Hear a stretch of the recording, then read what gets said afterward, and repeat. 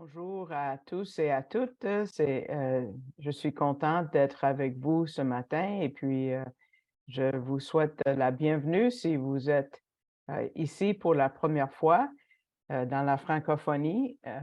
Bienvenue.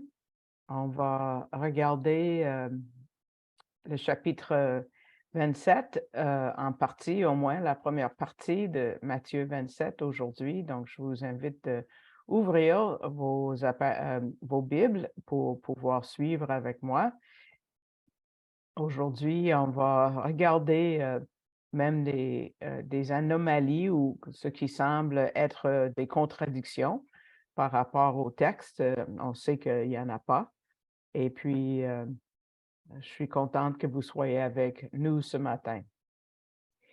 Plus on regarde dans les procès du Messie, plus on se rend compte que c'est pas Yeshua qui est vraiment ce ce celui qui est visé, c'est vraiment les autres.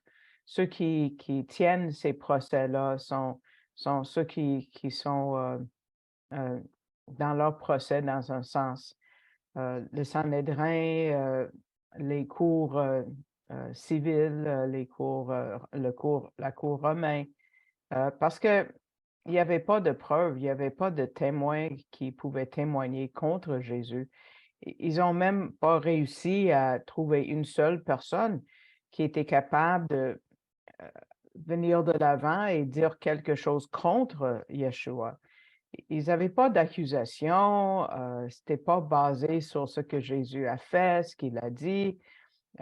Il était silencieux parce qu'il a vu que eux autres fournissaient de plus en plus de preuves pour leur condamnation, dans le fond. Et même le silence de Jésus les troublait.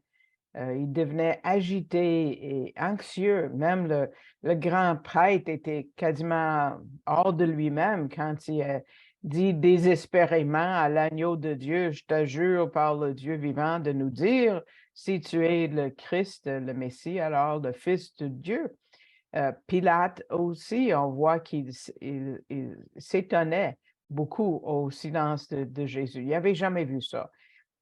Et là, il a vu que quelque chose de surnaturel se passait et quelque chose d'en haut vraiment était impliqué. Et là, il a commencé à avoir peur. Donc, même s'ils n'ont pas trouvé un témoin contre Jésus, ils sont devenus leurs propres témoins dans un sens, pour leur propre procès. Et au moins 6 fois, Jésus a été déclaré innocent juste dans l'espace de quelques heures. Dans le verset 4, on voit que Judas l'a appelé sang innocent. Euh, euh, il avait trahi du sang innocent. Pilate a déclaré qu'il était juste 3 fois. Hérode Antipas l'a questionné, mais il ne pouvait pas trouver d'accusation. Il l'a déclaré innocent. Même la femme de Pilate, qui a probablement jamais rencontré Jésus, en verset 19, a dit qu'il était un homme juste parce qu'elle avait eu un rêve par rapport à ça. Donc, ils cherchaient des témoins, mais ils sont devenus leurs propres témoins, dans le fond, contre eux-mêmes.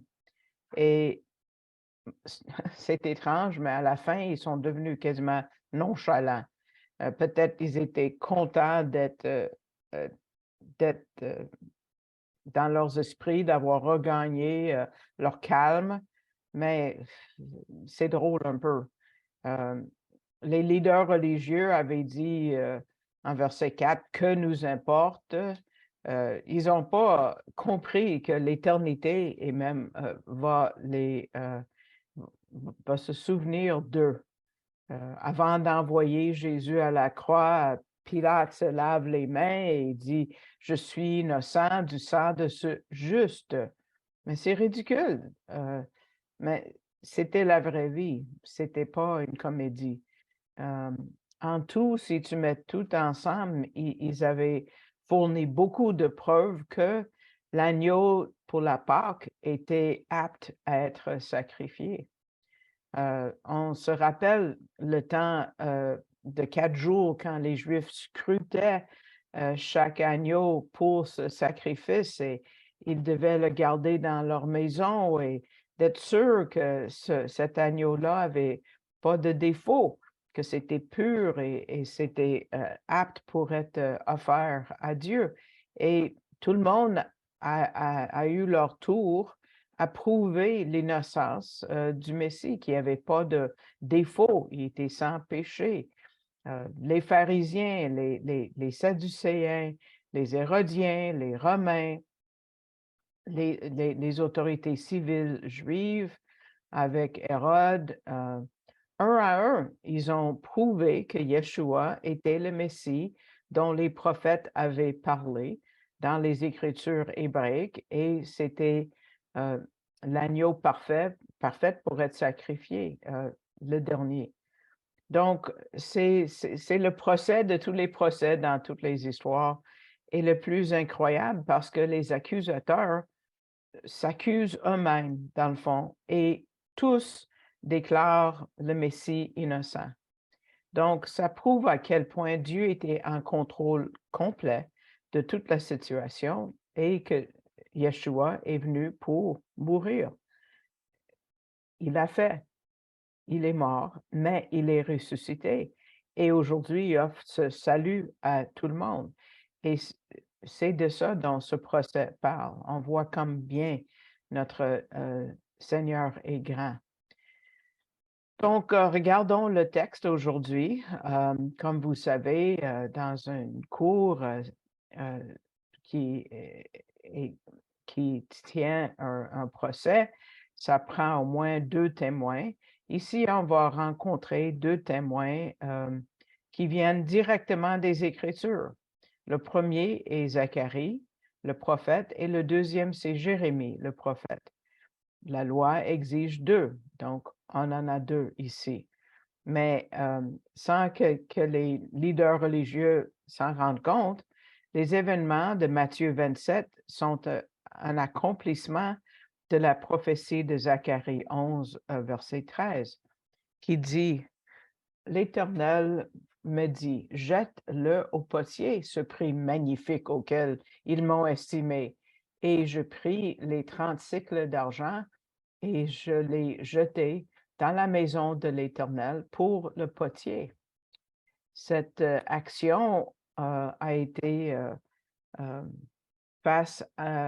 suivie par la réaction de Judas. Et regardons maintenant nous-mêmes dans nos Bibles pour le texte de Matthieu 27 qui commence avec le verset 5. Si nous lisions versets 5 à 10. Judas jeta les pièces d'argent dans le temple, se retira et alla se pendre. Les principaux sacrificateurs les ramassèrent et dirent, « Il n'est pas permis de les mettre dans le trésor sacré, puisque c'est le prix du sang. » Et après en avoir délibéré, ils achetèrent avec cet argent le champ du potier pour la sépulture des étrangers. C'est pourquoi ce champ a été appelé champ du sang jusqu'à ce jour. Évidemment, le jour que Matthieu a écrit son évangile. Alors s'accomplit ce qui avait été annoncé par Jérémie, le prophète. Ils ont pris les 30 pièces d'argent, la valeur de celui qui a été estimé, qu'on a estimé de la part des enfants d'Israël, et ils les ont donnés pour le champ du potier, comme le Seigneur me l'avait ordonné. Il y a plusieurs points à défaire et à examiner ici, mais premièrement, savez-vous c'est quoi 30 cycles ou 30 pièces d'argent? Savez-vous ce que ça représente? Moi, je ne savais pas. Je suis juive, mais je ne suis pas dans la culture de l'époque, il y a 2000 ans ou même plus, parce que c'est un insulte du plus haut degré. C'est la compensation qu'on verse à quelqu'un si il ou elle avait un esclave qui avait été tué par accident par un bœuf. Donc, si nous regardions la loi là-dessus, c'est en Exode 21, verset 32. Si le bœuf a frappé de ses cornes un serviteur ou une servante, le possesseur donnera à son maître 30 cycles d'argent et le bœuf sera lapidé parce qu'évidemment, c'est dangereux, puis peut-être il y a une rage ou je sais pas. Donc, combien est-ce que Jésus vaut? Il vaut un esclave mort. C'est comme si tu vas dans un restaurant. Avant, on avait des scènes noires, mais si vous avez laissé une scène noire ou un 5 cents comme pourboire, juste pour démontrer votre dédain pour le service que vous avez reçu, c'est méprisant, ce 30 pièces d'argent, même si ça vaut quelque chose. Puis, après avoir eu des remords, Judas leur redonne leur argent que eux, ils vont finir par refuser de garder parce que lui, il est, ça dit, ayant jeté l'argent dans le temple. Exactement comme Zacharie avait prophétisé. C'était une des prophéties qui m'avait parlé en tant que juive non croyante à l'époque, à 17 ans ou 16 ans. J'ai dit, comment ça se fait que tu sais, on a pu organiser ça, même les ennemis de Jésus. Donc, 30 fois, ils ont dû ramasser cet argent et ça aurait dû être un rappel de leur propre condamnation parce que c'était leur argent. Mais regardons ce qu'ils ont dit à la fin de verset 6, quelque chose qui doit nous faire penser à leur façon de penser. Quand ça dit « il n'est pas permis de les mettre dans le trésor sacré, puisque c'est le prix du sang ». C'est un peu comique. Comment est-ce qu'ils ont pu parler de choses qui est permis quand ils viennent de condamner le Messie juste à la mort? Ça, c'est un esprit de légalisme, M. Gabizon dit, qui ne voit pas l'image au complet, mais qui met le focus sur quelque chose de petit. Et ils étaient vraiment soucieux de ne pas utiliser cet argent qui était le prix du sang. Mais qui avait condamné le Messie? Jésus était pas juste un pion dans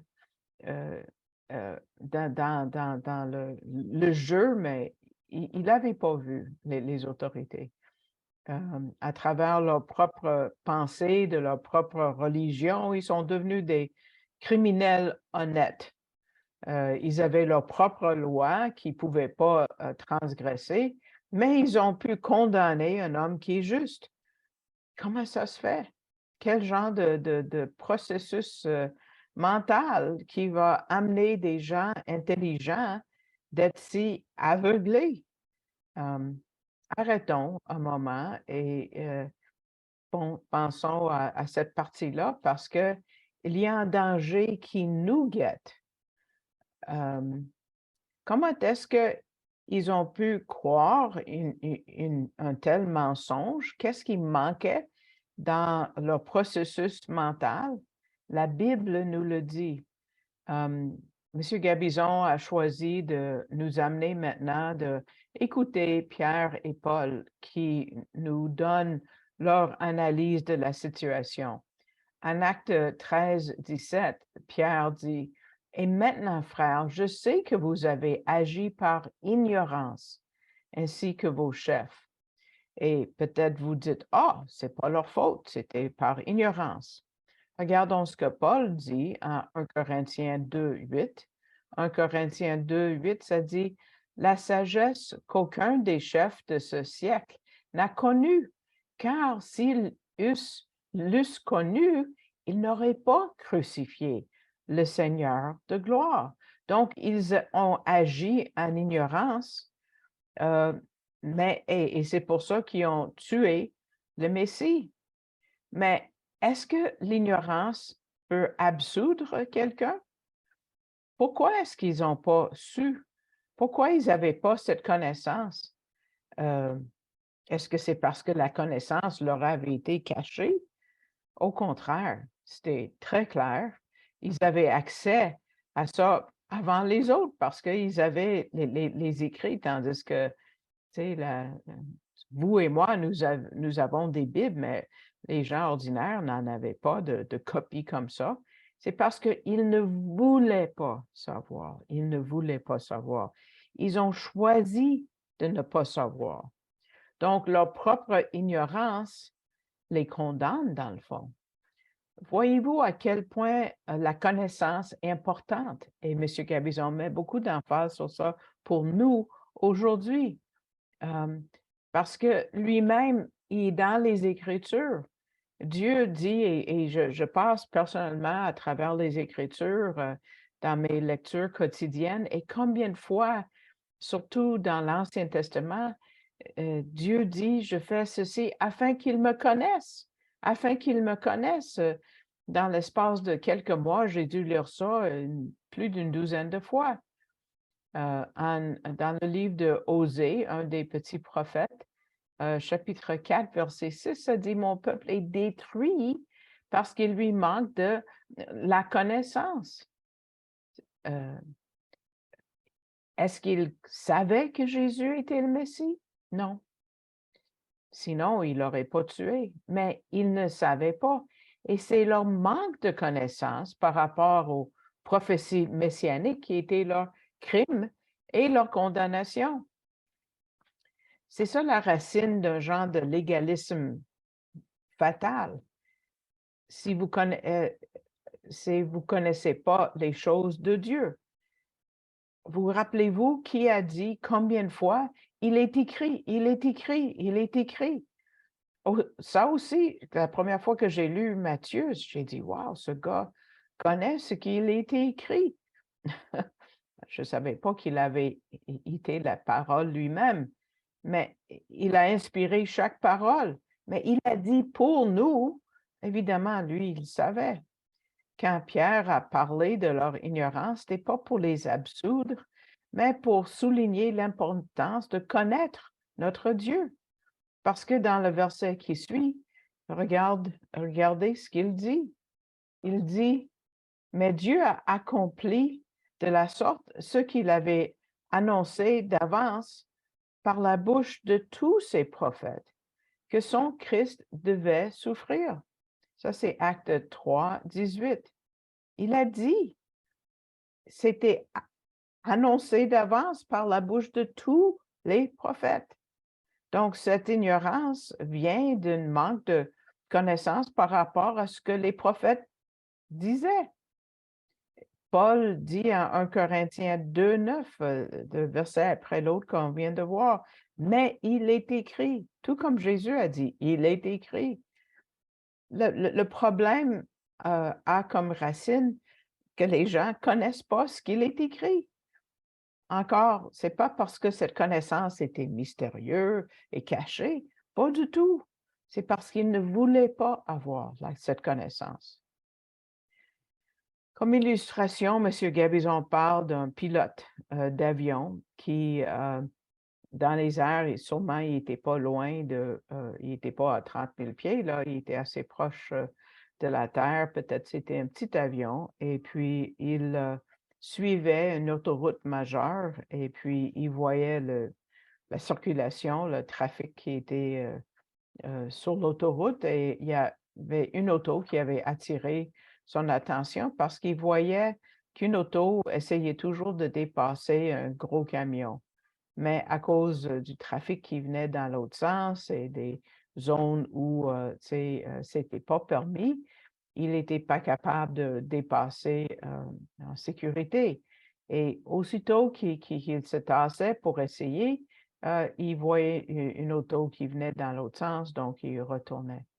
Et le pilote a pu voir plusieurs milles devant cette auto-là et il s'est dit, si seulement je pouvais parler au conducteur, je pourrais lui dire quand et où c'est sécuritaire de dépasser. Dieu, évidemment, est notre pilote ultime et sa connaissance parfaite est exactement ce dont nous avons besoin pour guider nos vies. La prière et la lecture de la Bible, c'est comment nous parlons à Dieu.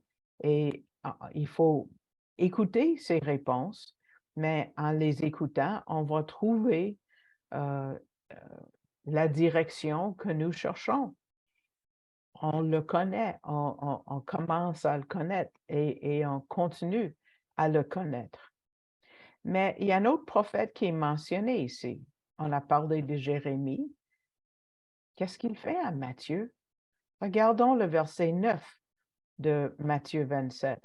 Alors s'accomplit ce qu'il avait été annoncé par Jérémie le prophète. Mais ce qui suit, ça n'a pas été dit par Jérémie, ça a été dit par Zacharie. Donc, pourquoi on mentionne Jérémie? Est-ce que c'est une erreur? Il y a des gens qui cherchent, trouvons l'erreur, qui trouvent que c'est un problème. Ça a l'air d'être une contradiction, mais c'est juste en apparence. On va regarder deux autres situations qui semblent être des contradictions, mais qui ne le sont pas. Parce qu'on sait qu'il n'y a pas de contradiction dans la Bible. Quand nous rencontrons une contradiction apparente, il faut trouver quelque chose de grand derrière parce que probablement il y en a un et c'est le cas ici.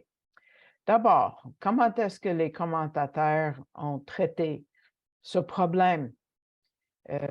C'est clair que Matthieu dit que c'est Jérémie qui l'a dit quand c'est Zacharie qui l'a écrit. Mais quelqu'un a dit, mais c'est vraiment Jérémie qui l'a dit et c'est Zacharie qui juste a écrit les mots de Jérémie. Non, il n'y a rien qui suggère ça. Il y a Eusèbe, je pense que c'est comme ça qu'on le dit en grec, c'est un commentateur et un historien chrétien du 4e siècle. Il a dit, ah, c'est parce que les Juifs ont effacé ce passage de Jérémie. Comment est-ce qu'il a trouvé ça? Ça reflète l'antisémitisme chrétien qui couvre l'histoire depuis 2000 ans. Et puis, beaucoup partent avec l'idée que les Juifs ne sont pas corrects, donc il faut trouver l'erreur chez eux. Donc, quand vous ne trouvez pas de quelque chose d'évident, blâmons les Juifs. C'est toujours leur faute. Hein? Une autre opinion vient plusieurs siècles plus tard de Augustin et qui a été répétée par Martin Luther. Vous n'allez pas me croire quand je vais vous dire qu'eux, ils disent « Oh, Matthieu a eu un laps de mémoire. Il a oublié. Il ne connaissait pas ses Écritures. » Pardon? Pardon? Est-ce que vous pouvez croire ça? Les Écritures sont inspirées mot par mot par Dieu. Ce n'est pas juste un laps de mémoire. Il doit y avoir une autre raison et il y en a une. Il y a assez d'informations qu'on peut trouver d'autres sources pour voir qu'il y a vraiment quelque chose de grand de pourquoi Matthieu a attribué la prophétie de Zacharie à Jérémie. Matthieu savait très bien ce qu'il faisait. Souvent, il ne va pas mentionner le nom du prophète, mais ici, il le fait. Et il y a une raison très particulière. Je vais vous donner plusieurs raisons ici. Ben, d'abord et avant tout, n'oublions pas que la Bible a été écrite par les Juifs. Matthieu a été écrit en particulier pour les Juifs. Donc, comprenons comment un Juif de cette époque-là aurait lu ce passage-là. Eux n'avaient aucun problème à comprendre l'impact des mots de Matthieu. Parce que dans le Talmud, dans les autres écrits non inspirés, Jérémie est le premier de tous les prophètes. Écoutez bien, et ce n'est pas sur une diapo, donc je vous demande de bien écouter. Ils disent, et je cite, « L'ordre correct des prophètes, c'est Jérémie, premier prophète, Ézéchiel, Ésaïe et les 12. » Il n'inclut pas Daniel, ça c'est une autre affaire. Deuxièmement, en mentionnant le nom de Jérémie, ça comprend tous les prophètes. Tout comme quand je dis Moïse, ça veut dire les 5 livres. Et quand je parle des psaumes, ça veut dire tous les écrits, les Ketubim. Donc, Jérémie représente tous les prophètes, tout comme Moïse représente les 5 livres qu'il a écrits. Donc, les mots de Zacharie sont attribués à Jérémie parce qu'il était le premier prophète selon eux. Et on mettait beaucoup de valeur sur les mots de Jérémie. Il y a quelque chose de majeur ici. Troisièmement, Jérémie était plus qu'un prophète, il était prêtre aussi, c'est rare.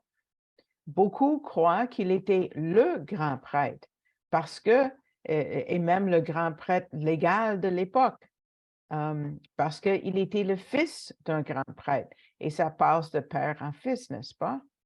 Et c'est très important parce que qui vient de condamner Jésus? Le grand prêtre.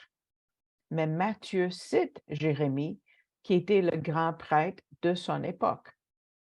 Donc, pour résumer cette partie-là, Jérémie et Zacharie nous amènent loin. Les deux étaient descendants de Aaron, et Jérémie et Zacharie. Donc, ils étaient des prêtres en plus d'être des prophètes. Et les deux devaient être le grand prêtre de leur époque, le grand prêtre légal, mais ils étaient exclus pour des raisons. Donc, Zacharie, si tu étudies Zacharie, tu vas voir le thème de Zacharie, c'est Jérusalem et aussi sa destruction. Mais Jérémie a vécu la destruction lors de la première diaspora ou dispersion. Il a donné aussi des prophéties qui concernent la destruction du temple, quelque chose qui va arriver pour une deuxième fois, 40 ans après la condamnation du Messie. Et ces descriptions sont tellement graphiques, on peut les comparer aux descriptions de Flavius Joseph, parce que les deux situations sont très, très semblables, la destruction du premier temple et du deuxième temple.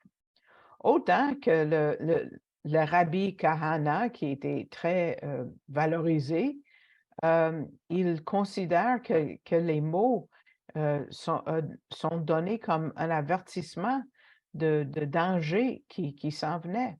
Et je cite comment il parle de lamentation, du livre de Jérémie, les lamentations. Il dit, littéralement, le nom Jérémie est un avertissement à la dévastation à venir.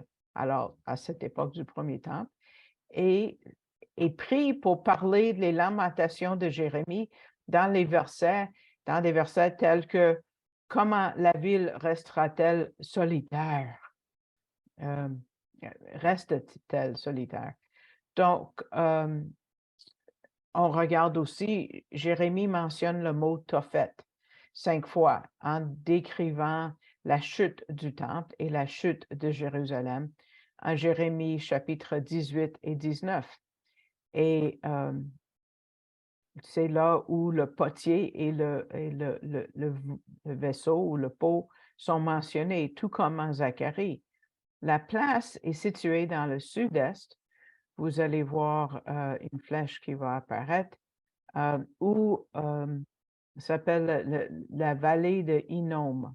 La vallée de Hinnom est au sud de Jérusalem, où vous voyez la flèche rouge en bas à droite. Et puis, Flavius Joseph nous dit qu'1 million de Juifs ont été enterrés ou jetés par-dessus le mur lors de l'invasion romaine. Ensuite, on voit dans une autre carte que j'ai pour vous, c'est là où le champ de sang de Matthieu 27, verset 8 est situé, où vous voyez encore en bas à droite, ça dit Tophet, Akeldama. Akeldama veut dire champ de sang. Matthieu 27, 8 dit, c'est pourquoi ce champ-là a été appelé champ de sang, Akeldama. Jusqu'à aujourd'hui, on l'a lu. Ça, c'est le mot en araméen pour champ de sang. Et donc, le nom que Jérémie a utilisé a été très connu par les gens de l'époque de Jésus. Donc, c'est ici qu'on finit la première partie. Et puis, je vous remercie d'avoir écouté et je vous invite à écouter la deuxième partie. Je vous invite aussi de souscrire à ce poste si ces enseignements vous intéressent et vous allez être averti chaque fois qu'il y a un nouveau qui est téléchargé et disponible pour vous. Si le Seigneur vous met à cœur de contribuer pour que ce ministère continue, il y a une façon de faire en ligne et que vous pouvez faire. Vous pouvez aller au site Internet arielcanada.ca, cliquez sur le drapeau français. Vous allez être dirigé vers la page que vous voyez en bas qui s'appelle canadon.org. Et puis, vous pouvez choisir de faire un don à cet organisme en cliquant sur le carré bleu et ça va vous donner l'occasion de tirer un menu vers le bas qui dit comment assigner votre don.